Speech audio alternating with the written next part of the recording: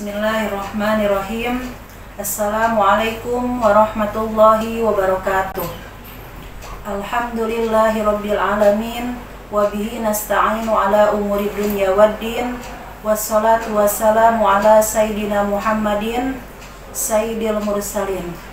Wa ya rabbi shrah li sadri wa yassir li amri wahlul 'uqdatam min lisani yafqahu qawli. Pertama-tama, marilah kita panjatkan puji beserta syukur kita kehadirat Allah Subhanahu wa Ta'ala, yang mana sampai hari ini, sampai detik ini, kita semua masih diberikan nikmat, terutama nikmat sehat, nikmat iman dan Islam. Sholawat beserta salam semoga selalu tercurah limpahkan kepada junjungan kita, kekasih Allah, yakni Kanjeng Nabi Muhammad Sallallahu Alaihi Wasallam. Para hadirin pendengar setia keluarga besar Al-Muhajirin dimanapun berada, pada kesempatan kali ini kembali saya akan mengingatkan, bukan maksud untuk menggurui, tepatnya mengingatkan mengenai jati diri manusia. Saya kutip dari kitab An-Nasaihul Ibad, makalah yang ke-36. Mari kita terjemahkan bersama. Bismillahirrahmanirrahim. Ya bunayya, wahai anak-anakku, innan nasa, sesungguhnya manusia, salah satu athlasin, terdiri atau menjadi 3 bagian. Sulusun, sepertiga, lillahi, untuk Allah. Wa sulusun, dan sepertiga, linafsihi, untuk dirinya. Wa sulusun, dan sepertiga, lidudi, untuk cacing. Fa amma ma huwa lillah, adapun apa itu untuk Allah, ruhuhu, yaitu ruhnya. Wa amma ma huwa linafsihi, dan adapun apa itu untuk dirinya sendiri, fa'amaluhu, yaitu amalnya. Wa amma ma huwa, dan adapun lidudi, untuk cacing, fajismuhu, yaitu jasadnya. Pada kutipan tadi sudah jelas, pada hakikatnya manusia itu terdiri dari 3 bagian. Bagian yang pertama yaitu lillah, untuk Allah. Apa itu bagian untuk Allah? Yaitu furuhuhu, adalah ruhnya. Ruh akan kembali kepada Allah dalam keadaan suci. Kita semua sudah mengetahui ketika manusia masih dalam bentuk janin, khususnya ketika usia 4 bulan, Allah meniupkan ruh ke dalamnya. Dan sebelumnya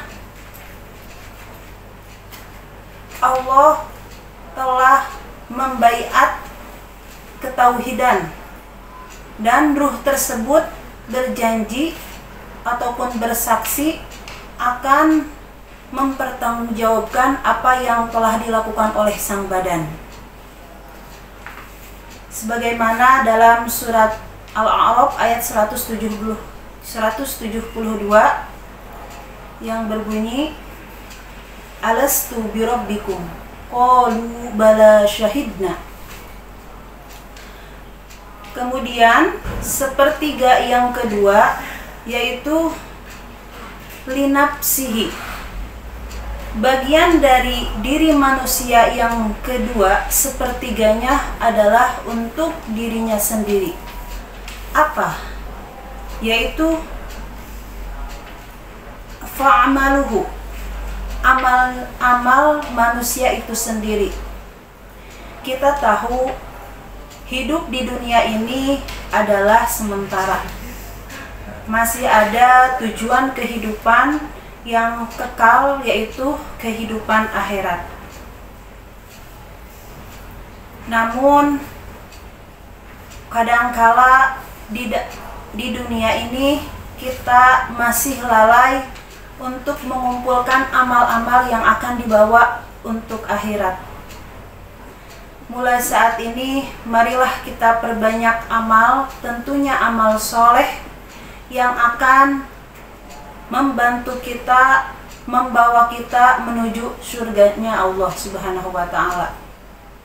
Selain itu, di dalam hadis Abu Hurairah dijelaskan ada 3 amal yang tidak akan terputus sekalipun orang tersebut telah meninggal dunia. Apa saja? Sodakotin jariyatin. Yang pertama adalah sodakoh jariyah.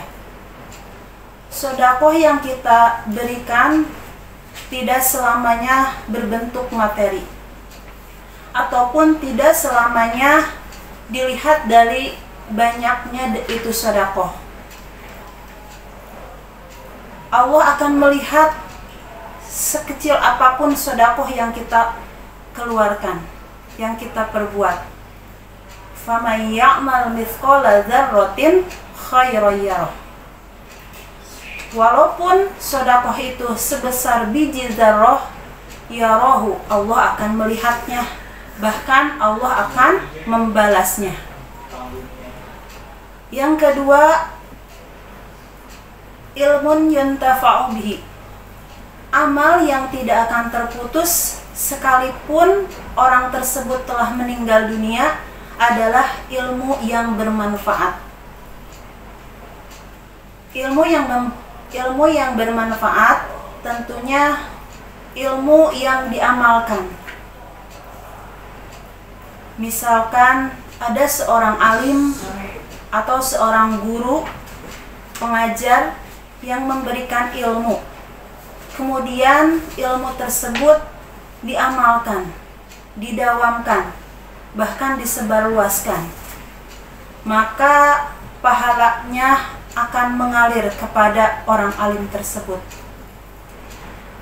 Yang ketiga, amal yang tidak akan terputus sekalipun orang tersebut telah meninggal dunia adalah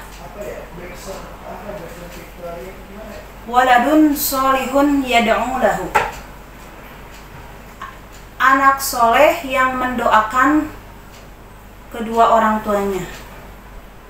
Semua orang tua pasti mendambakan memiliki anak yang soleh.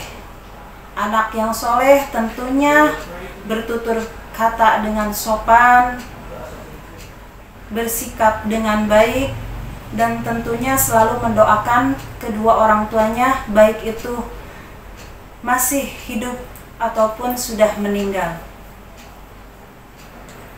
Nah, itu 3 amal yang akan terus mengalir pahalanya sekalipun orang tersebut telah meninggal. Baiklah, tadi baru 2 pembahasan. Yang pertama, di dalam diri manusia itu terdiri dari ruh yang akan kembali kepada Allah. Yang kedua adalah amal yang manfaatnya untuk dirinya sendiri. Sepertiga yang ketiga ialah lidudi, untuk cacing. Apa itu yang manfaatnya untuk cacing? Fajismuhu, adalah jasadnya, fisiknya.